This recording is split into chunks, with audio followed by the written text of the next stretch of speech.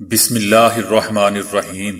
السلام علیکم دوستو، دنیا بھر کی خبروں میں آج آپ سنیں گے، لیکن اس سے پہلے اگر ہو سکے تو لائک، سبسکرائب اور بیل آئیکن کا بٹن ضرور دبا لیں۔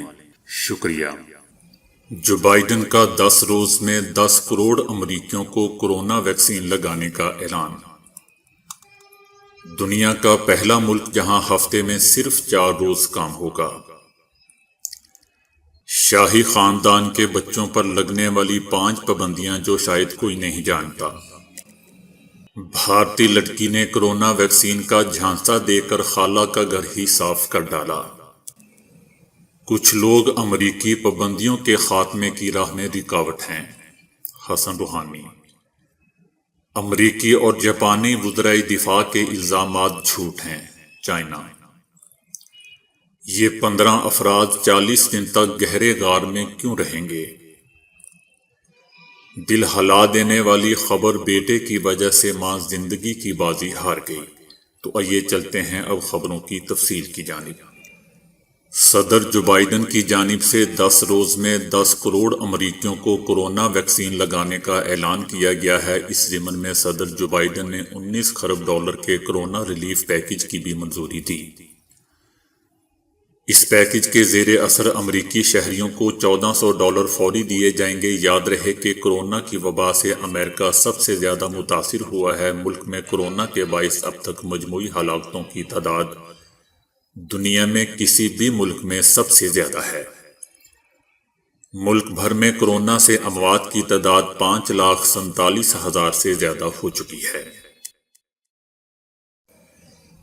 دنیا کا پہلا ملک اسپین، جہاں اب ہفتے میں صرف 4 روز کام ہوا کرے گا۔ اس منصوبے کی آزمائش کے بعد اسپین دنیا کا پہلا ملک بن جائے گا جہاں ہفتے میں 4 روز کام اور 3 روز چھٹی ہوا کرے گی۔ نیوزی لینڈ سے جرمنی تک عالمی سطح پر 4 روزہ کاروباری ہفتے کے خیال کو کافی مقبولیت حاصل ہے، جس سے لوگوں کی ذہنی صحت، بہتر پیداواری صلاحیتوں میں اضافہ اور موسمیاتی تبدیلیوں سے لڑنے میں مدد ملے گی۔ اس سے قبل جاپان کی مائیکروسافٹ نے اپنی دفتری تجربے کی رپورٹ جاری کرتے ہوئے بتایا تھا کہ ہفتے میں 3 دن چھٹی کے طریقہ کار نے ملازمین کی پیداواری صلاحیتوں میں غیر معمولی اضافہ کیا ہے، جس سے ملازمین بھی خوش ہیں، بلکہ انہوں نے اپنی کارکردگی میں پہلے کی نسبت اضافہ کیا ہے۔ یہ تجویز کئی برسوں سے دنیا بھر میں گردش کر رہی تھی، تاہم اس پر عمل کرنے کے لیے کوئی ادارہ تیار نہیں تھا۔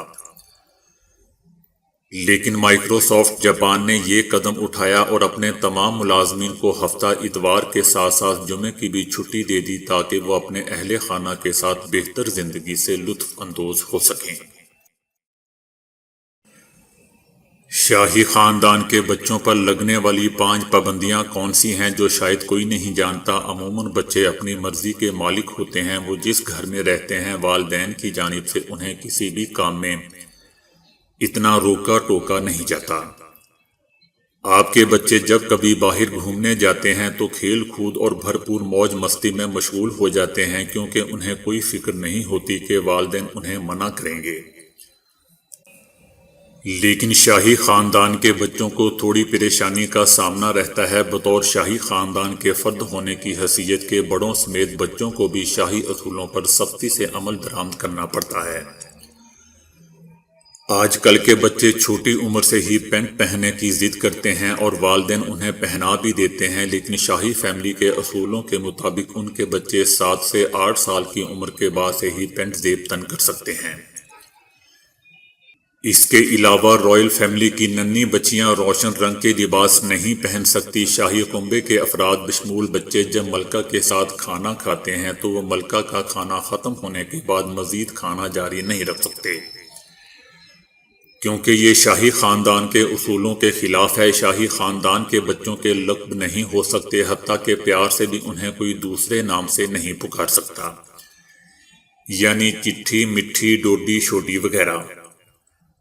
شہزادہ پرنس کے بچے جب اسکول جاتے ہیں تو ان کے ساتھ سیکیورٹی فورسز کلاس روم کے باہر چوکس رہتی ہے۔ شاہی بچے مشہور گیم مونوپلی نہیں کھیل سکتے۔ کیونکہ خیال کیا جاتا ہے کہ یہ کھیل بحث اور جھگڑے کی نوعیت کی وجہ سے ان کے لیے ٹھیک نہیں ہے۔ نہ صرف بچے بلکہ شاہی خاندان کے بڑوں کو بھی یہ کھیل کھیلنے سے منع کیا گیا ہے۔ اب یہ نہیں پتا دوستو کہ اونو بھی کھیل سکتے ہیں وہ کہ نہیں۔ بھارت میں کورونا ویکسین لگانے کے بہانے ایک لڑکی نے اپنی خالہ کو ہی لوٹ لیا۔ یہ واقعہ ریاست تامل ناڈو کے ضلع پریم میں پیش آیا، جس میں واقع ایک گاؤں میں ایک پریا نامی ایک 26 سالہ لڑکی اپنی خالہ رساتھی کے گھر جس میں واقع ایک گاؤں میں ایک پریا نامی ایک 26 سالہ لڑکی اپنی خالہ رساتھی کے گھر گئی اور کورونا ویکسین بتا کر اپنی خالہ اور اس کی 2 بیٹیاں کو انجیکشن دے دیا، جس کے لگتے ہی وہ ماں بیٹیاں بے ہوش ہو گئیں۔ ملزمہ ان کے گھر سے زیورات اور نقدی وغیرہ لوٹ کر فرار ہو گئی۔ لڑکی ایک آن لائن مارکیٹنگ ایجنسی میں ملازمت کرتی ہے۔ پولیس نے ملزمہ کو گرفتار کر کے تفتیش کی تو اس نے اپنے جرم کا اعتراف کر لیا۔ ایرانی صدر حسن روحانی نے ملک کے قدامت پسندوں اور سخت گیروں پر تنقید کرتے ہوئے کہا ہے کہ وہ امریکی پابندیوں کے خاتمے کی راہ میں رکاوٹ بن رہے ہیں۔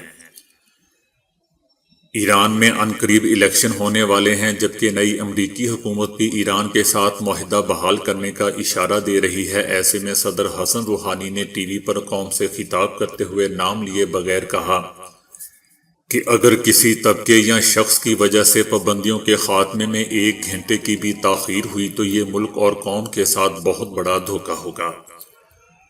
ملک میں ایک چھوٹی سی اقلیت پابندیوں کے خاتمے کی راہ میں رکاوٹ بن رہی ہے اور اسے اپنے اس تباہ کن عمل سے باز رہنا ہوگا۔ اگر وہ رک جاتی ہے تو حکومت پابندیاں ختم کرا سکتی ہے۔ روحانی نے کہا کہ اس وقت پابندیوں کے خاتمے کے لیے بہت زیادہ سازگار حالات ہیں اور امریکی معاہدے کی بحالی پر تیار ہے، تاہم اس کے لیے محض زبانی جمع خرچ نہیں بلکہ عملی اقدام کی ضرورت ہے۔ دوسری طرف کچھ لوگوں کا کہنا ہے کہ امریکی پابندیاں اس بات کا ثبوت ہیں کہ صدر روحانی کے دشمنوں سے ہاتھ ملانے کی پالیسیاں ناکام ہو چکی ہیں۔ اگر معاہدہ بحال نہ ہوا تو حسن روحانی کا اگلا الیکشن جیتنے کے امکانات ختم ہو سکتے ہیں۔ چائنا نے امریکی اور جاپانی وزرائے دفاع کے حالیہ مشترکہ بیان میں چائنا پر لگائے گئے الزامات پر کڑی تنقید کرتے ہوئے انہیں بے بنیاد قرار دے دیا ہے۔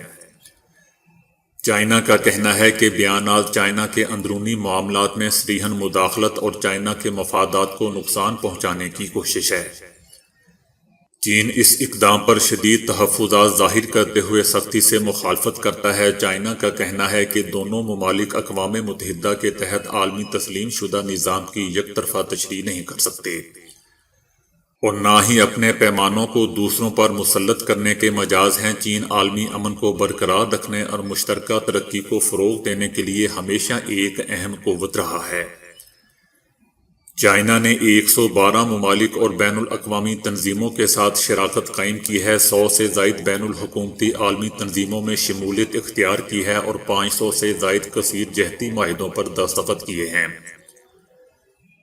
چائنا اقوام متحدہ کی سلامتی کونسل کے مستقل ارکان میں عالمی امن دستے بھیجنے والا سب سے بڑا ملک ہے۔ اس کے برعکس امریکہ ہمیشہ دوہرے معیار پر قائم رہا ہے، بین الاقوامی قوانین اور اصولوں کو اپنی پسند کی نظر سے دیکھتا ہے، جبکہ امریکہ کی جانب سے دنیا بھر میں سینکڑوں فوجی اڈے قائم کیے گئے ہیں۔ عالمی امن اور سلامتی کے لیے سب سے بڑا خطرہ امریکہ ہے۔ اس حوالے سے پوری عالمی برادری سے پوچھا جا سکتا ہے اور ان کی رائے بھی لی جا سکتی ہے۔ سلامتی اور ترقیاتی مفادات کے دفاع کے لیے چائنا کا عزم چٹان کی مانند مضبوط ہے۔ تائیوان، ہانگ کانگ اور سنگیانگ سے متعلق معاملات چائنا کے داخلی امور ہیں جن میں کسی بھی قسم کی بیرونی مداخلت کی اجازت نہیں دی جائے گی۔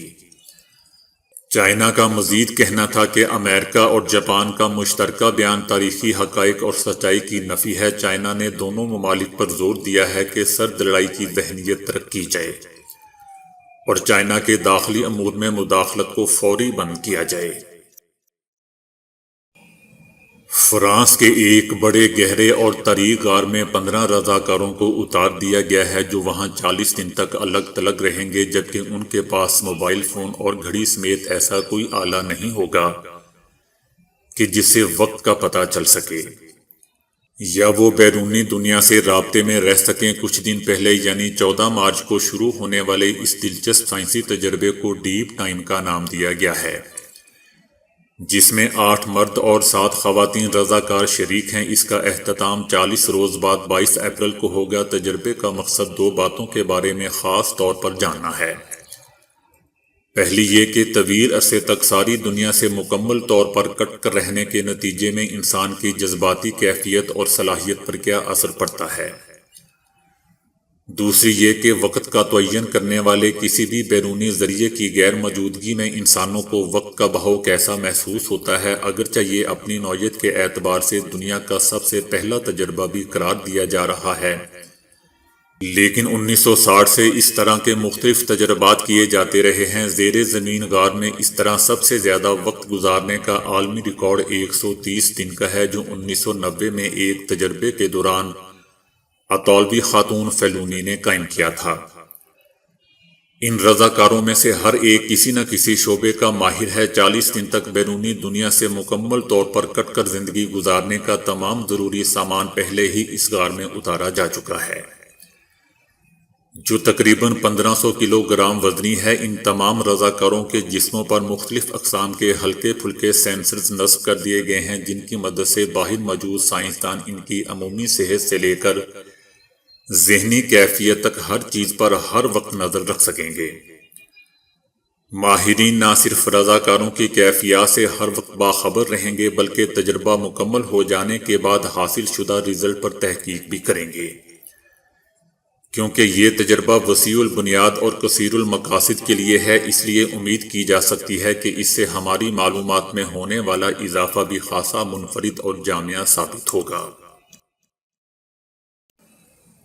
دوستو، یہ دل ہلا دینے والی خبر ہے۔ بھارت میں بدبخت بیٹے کے تھپڑ سے اس کی 76 سالہ ماں زندگی کی بازی ہار گئی۔ انسان کی حرص اور ہوس ہمیشہ اس کا خون سفید کر دیتی ہے، جس کے باعث انسان خونی رشتوں کو پامال کرنے سے بھی نہیں کتراتا، اور ایسے واقعات سے تاریخ بھری پڑی ہے۔ اب ایسا ہی ایک واقعہ بھارت میں پیش آیا ہے۔ بھارتی میڈیا کے مطابق ریاست دہلی کے علاقے دوارکا میں بدبخت بیٹے نے اپنی ضعیف ماں کو تھپڑ دے مارا،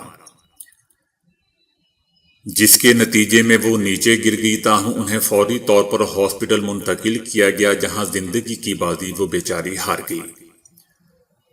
دوستو، اس واقعے کی ویڈیو بھی سوشل میڈیا پر وائرل ہو رہی ہے، لیکن میں نے نہ خود یہ ویڈیو دیکھی ہے اور نہ ہی آپ کو دیکھنے کا مشورہ دوں گا۔ بھارتی میڈیا کی جانب سے جو ویڈیو دکھائی جا رہی ہے، اس میں ایک شخص اپنی ماں کے ساتھ ایک گیٹ کے باہر کھڑا ہے، جہاں اس کے ساتھ اس کی اہلیہ بھی موجود ہے۔ وہ شخص مسلسل اپنی والدہ سے کسی موضوع پر بحث تکرار کر رہا ہے۔ وہ شخص ماں کے ساتھ بحث کے دوران اچانک غصے میں آ کر یہ گھناؤنی کارروائی کر دیتا ہے، اور اس دوران اس کی اہلیہ اس کو روکنے کی کوشش بھی کرتی ہے، تاہم ضعیف والدہ اپنے بیٹے کے اس رویے سے نیچے گر جاتی ہے اور وہ خاتون انہیں اٹھانے کی ناکام کوشش کرتی رہتی ہے۔ بعد میں ضعیف خاتون کو ہاسپٹل پہنچایا جاتا ہے، تاہم وہ وہاں زندگی کی بازی ہار جاتی ہے۔ تو دوستو، آج کے لیے اتنا ہی۔ ویڈیو کو لائک اور شیئر کرنے کا بہت بہت شکریہ۔